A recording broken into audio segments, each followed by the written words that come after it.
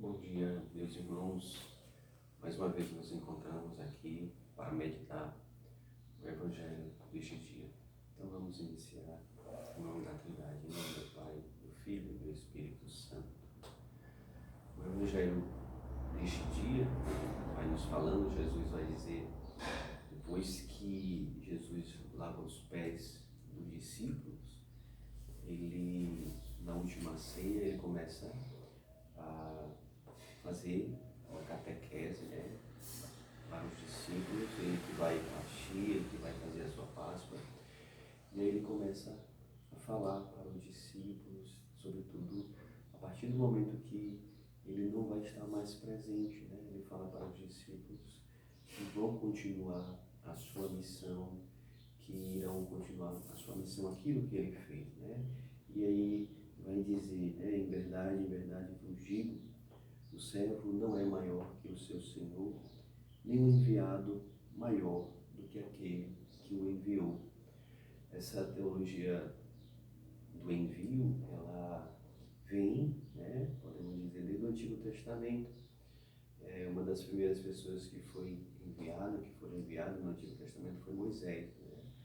Moisés, ele foi enviado para o povo judeu, o povo que estava escravo no Egito, e Deus chamou Moisés e enviou Moisés ao povo, para anunciar a libertação, para tirar o povo da escravidão. E Moisés perguntou a Deus: Senhor, eu vou para esse povo, eu vou anunciar o teu nome, e quando eu chegar lá, o que eu vou dizer? Eu vou dizer quem me enviou, Quem é enviado sempre quer uma segurança, na verdade, E Deus disse: olha, você deve dizer que quem te enviou, Na verdade, Moisés perguntou: qual é o teu nome? Qual o nome que eu devo dizer, Porque o nome dá autoridade, O nome dá um poder. E aí Deus diz: diga que eu sou o que sou, Deus não revelou o seu nome, mas ele falou aquilo que ele é. Deus, ele é um Deus presente, Deus, ele é um Deus que é da nossa vida, ele é um Deus eterno e ele é um Deus presente. Então,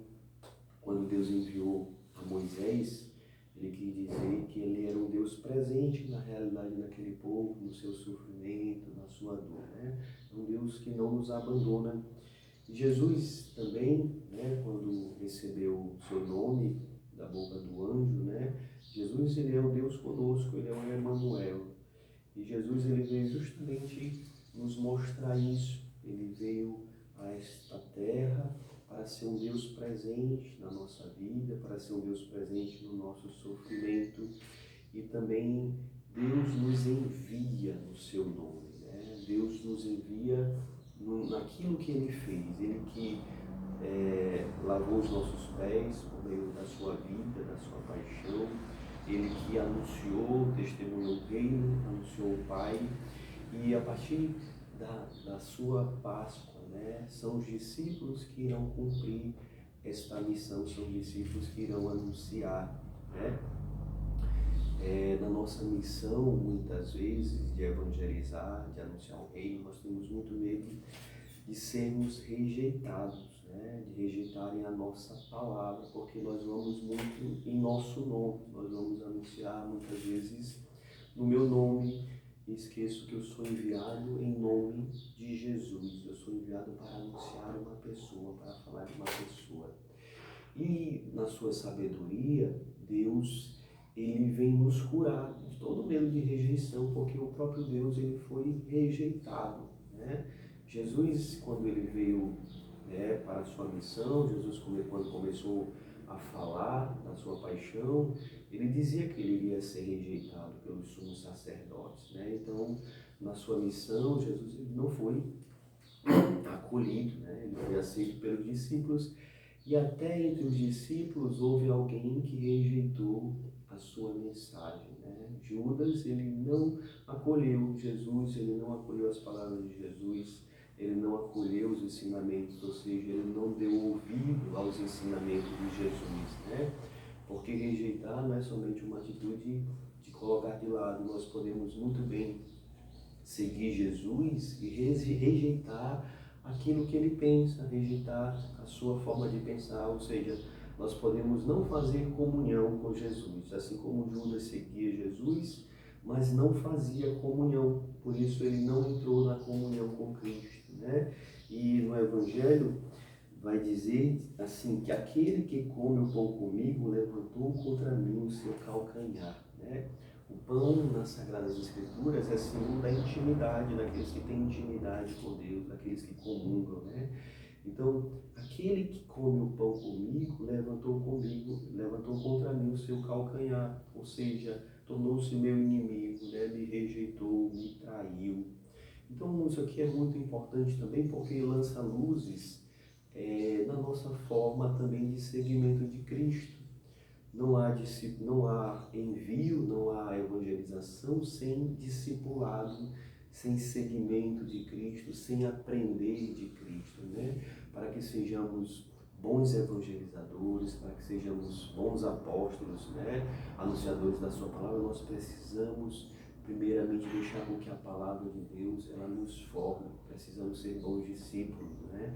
Porque nós podemos cair também no erro de Judas, nós podemos comungar do pão de Cristo, nós podemos comungar com Ele, mas podemos não ser seus enviados, podemos não anunciar, né? Mas nesse sentido de Judas, Jesus viveu, né, na sua própria pessoa a rejeição, né? Jesus não teve medo de ser rejeitado, ele falou a verdade. Às vezes também nós deixamos de falar a verdade, porque nós temos medo da rejeição e nós vivemos no mundo da ditadura do pensamento, né? Se você não pensa igual a mim, se você não pensa de acordo com a ideologia, sobretudo desse tempo, a gente tem que tomar muito cuidado com as ideologias desse tempo, porque elas também têm uma força de rejeição muito grande, né? Se a gente não aceita o pensamento moderno, se a gente não aceita a visão que o mundo tem de certa realidade, nós somos rejeitados, né? E nós não devemos ter medo de ser rejeitados, porque Jesus ele não teve medo, ele falou a verdade, né? E às vezes nós calamos a verdade, nós deixamos de falar a verdade, porque temos medo da rejeição do mundo, né? Por isso, meus irmãos, nós que somos discípulos, nós que somos cristãos, não devemos ter medo da rejeição do mundo, porque nós anunciamos Jesus Cristo, nós anunciamos uma pessoa, nós testemunhamos o Evangelho de Cristo. E se nós somos seus discípulos, nós também vamos viver aquilo que Jesus viveu. E nesse sentido, na teologia do envio, Jesus vai dizer, né, no final do Evangelho: em verdade vos digo, quem recebe aquilo que enviei, recebe a mim. E quem me recebe, recebe aquele que me enviou. Então, quem recebe a nossa palavra, quem recebe aquilo que nós testemunhamos, está recebendo o próprio Cristo, está recebendo a salvação, né? Porque nós somos enviados em nome de uma pessoa, nós evangelizamos por causa de Jesus. E quem recebe a nossa palavra, quem recebe o discípulo de Cristo, está recebendo o próprio Deus, né?